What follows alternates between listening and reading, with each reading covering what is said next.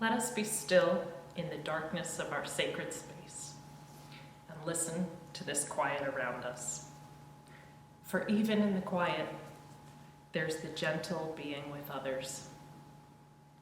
Let us feel the warmth of our community, knowing we're not alone, for in the quiet shadow is the glow of life within all.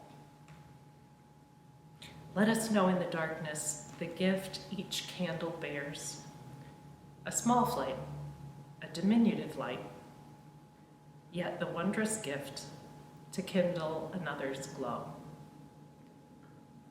Let us be in awe at this moment as we each take up the flame and the light envelops this room, as hope for peace and goodwill fill this night.